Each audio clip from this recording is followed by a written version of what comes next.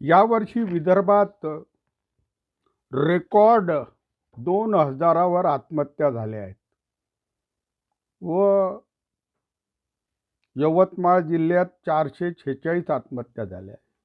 यावर्षी युवा शेतकरी व मक्त्याने व भाडेपट्टीने शेती करणाऱ्या शेतमजुरांची संख्या आत्महत्येमध्ये जास्त आहे।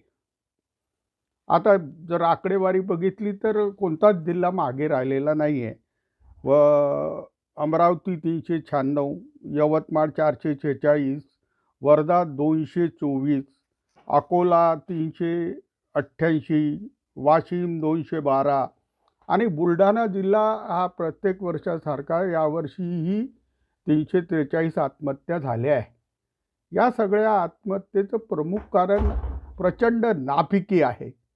प्रचंड नापिकी व लागवडीचा खर्च दुप्पट होणे आणि कर्जमाफीच्या गोष्टी केल्यामुळे पीक कर्ज सरकारी बँकाकडून न मिळणे आणि त्याच्यामुळे सावकारांचा आणि मायक्रो फायनान्स कंपन्या, पतसंस्था यांचासुद्धा फार त्रास वाढला आहे। तर सरकारने नुकसान भरपाई 2 वेळा घोषित केली, मात्र या नुकसान भरपाई तर काहीच झालं नाही आणि या आत्महत्या चुकीच्या कृषी धोरणामुळे होत आहे असं मला वाटते।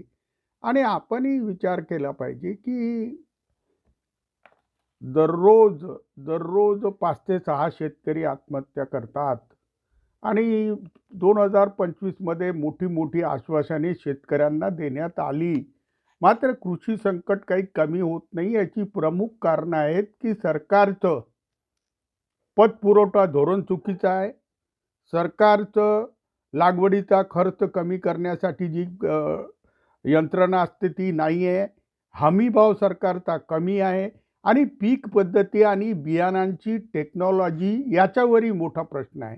पण या मूळ प्रश्नावर काम करणारे कोणीच नाही।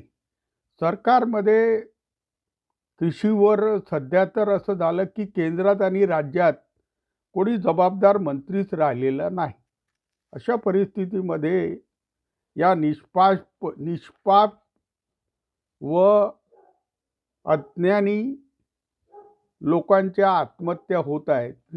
केवळ केवळ केवळ या आत्महत्या सरकारी धोरणाचे असून, या आत्महत्या असून नसून हा नरसंहार आहे।